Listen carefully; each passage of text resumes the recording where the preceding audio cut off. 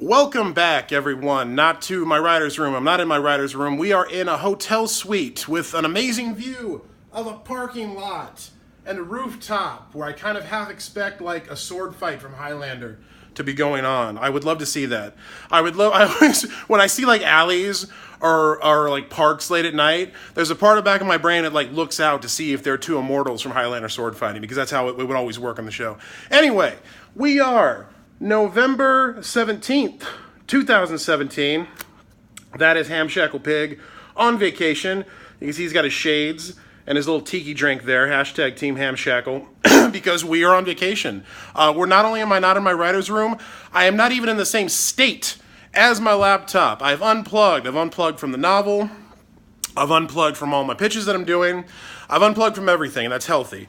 No matter how many people try to guilt you into you should be writing all the time and working all the time and this is a privilege, that's crap. You need a break every now and then. So I've taken a break to come and get married here, and we've got a very nice suite, and I'll walk around a little bit.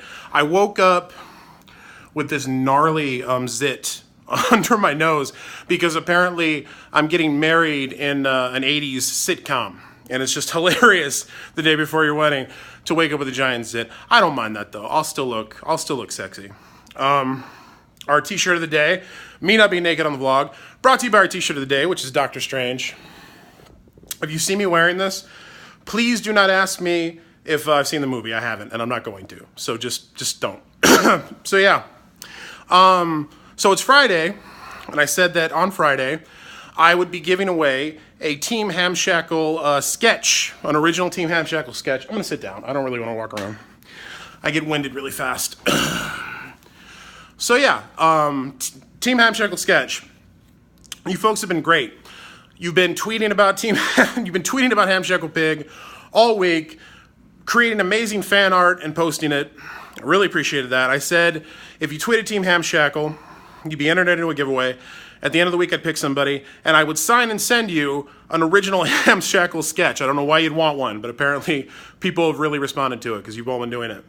So I scrolled through my mentions this morning. I scrolled through the hashtag this morning. And I randomly chose somebody. And that somebody is Avery Latham. Avery Latham, you have won an original signed Hamshackle Pig sketch because you tweeted hashtag Team Hamshackle. So please email me at matt@wallace.com. Let me know where to send it. And I will get you your original signed Hamshackle sketch that you can display with pride. With pride. But I don't, it's so bad. I have no artistic skills whatsoever. I can write. I have no illustrative skills whatsoever. But I appreciate that everybody's enjoying Hamshackle Pig. So what do I want to talk about on this Friday edition of the vlog as I change hands because my arms get tired? I almost got into it with this asshole in the lobby when we got to the hotel yesterday. He was sort of like the desert from The Gunslinger by Stephen King. But he was a bro. So he was like the Apotheosis of all bros. And he was about 4 feet tall. But there was this little old woman walking in front of him, entering the hotel, and she was like very old. Like she must have lived through 5 wars, if not, whatever. And she was shuffling along. She was doing the best she could. It's not like she was like going through her purse or on her phone or whatever. She's doing the best that she could. And this fucking asshole barks at her to hurry up. This tiny little old woman.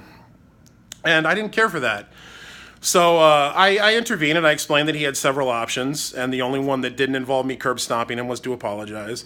And, he thought about it for a good 10 seconds, but really it was just physics weren't in his favor in this one. So he kind of begrudgingly apologized to her. And I know he's going to go right back to being an asshole, but that did not sit well with me.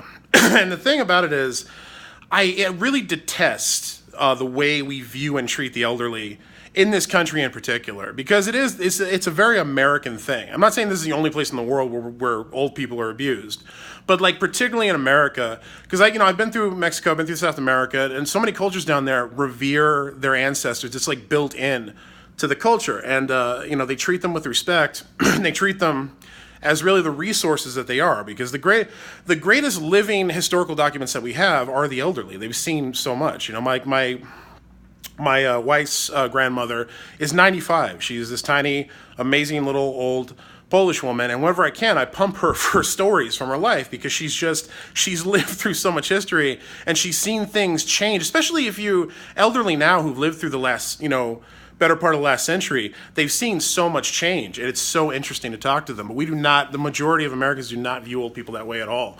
And it's, it comes from several places. It's, we don't respect their age because we fear age and we fear death. That's built into all the media and the culture.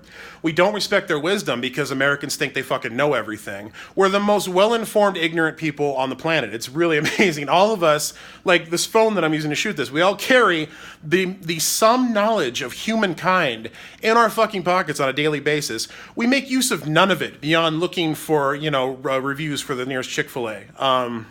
Horribly ignorant, but think we know everything. So we don't respect their wisdom. We don't respect fragility.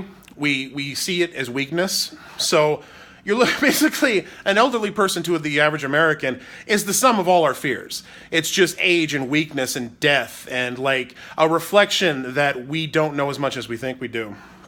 And we treat them horribly. And it's really abominable. It really bothers me. Just like that guy yesterday. And even if you're not going around barking at old people to hurry up when they're, they've earned the right to take their fucking time, really reflect on how you view age and how you view the elderly, and how you treat the elderly. Because I find even if we're not outright aggressive towards them, we tend to be very dismissive of the elderly. We're like politely dismissive. We like to get them as far away from us as possible, as soon as possible. We create whole places where we can store them out of sight. And it's true, a lot of that is out of necessity. It's out of medical necessity. And I totally respect that. It's very hard. The other thing about it is people... Honestly, they live much longer than a lot of us are meant to at this point. Like, one of my fears is that I will be at an age where I'm ready to kind of let go. I've seen all the things and done all the things, and someone in my family will just keep me alive against my will. Like, I actually kind of actively fear that because it happens so often. But if it's not medical necessity, so many of us just like to store old people and the elderly out of the way so we don't have to see them. And that's a really shitty attitude. I advise you, if you have an elderly person in your life, or you have access to an elderly person's attention, sit with them and ask them questions and learn as much as you can. Like, that's something we should all be doing more. I think it would make society and the culture better, because our complete detachment from history is one of our hugest societal and cultural problems. It's one of the reasons we keep repeating the same stupid-ass mistakes over again. And the reason we have such racist, ignorant attitudes towards so much is because we have no connection to history. It's this detached thing that we don't study, and we just repeat it over and over again. And I think one of the things that can help that is if we talk to people, actually listen to people who had been through it, learn from their victories and their failures, and carried that forward. So those are just thoughts. I was thinking that yesterday after dealing with this fucking penile implant in the lobby. The other thing I want to say about that too, because I was tweeting about it, and people were talking about how that's a situation where they'd like to intervene, but they don't cut a necessarily authoritative figure.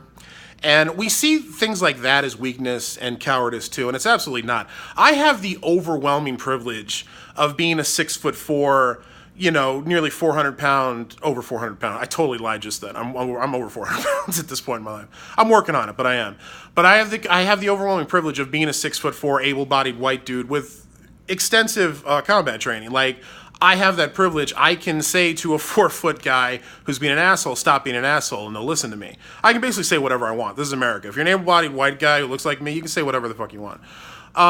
You need to be straight too. But I have all those things going for me. So if you're somebody who feels like I'm not brave enough to do that, that's complete crap. I mean, like every physically not frail, but every physically diminutive person, especially like women who walk out of their house every day, they are all much braver and tougher than I will ever be. Like, I have no concept of what that experience of life is like. I don't have to be afraid at all, ever, anywhere, basically. I used to take the train in Jamaica, Queens at 3 a.m. without any fear at all, because nobody accosts me. They're always much easier targets out there. So that's a privilege I have. So when I tell a story like I told this guy I made this guy apologize, that sounds like a cool, tough guy story. It's not about me being a tough guy. I have the privilege to act tough. But all of you out there who don't have my privileges, who are just living life and, you know, walking out by yourself anywhere, you're way braver and tougher than I am. So don't feel bad about that. That's not what it's about.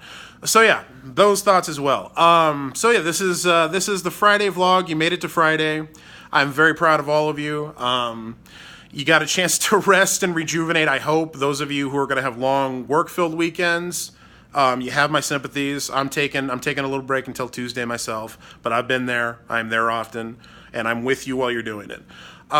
So yeah, these are all the things. I'm in my wedding suite. We're getting married tomorrow again for the second time because we're strange people. But I'm looking forward to it. My wife says hi, by the way. And yeah, so come back on Monday. I'll be here when this all reboots. We'll talk again. For right now, I'm Matt Wallace, and I will see you on Monday.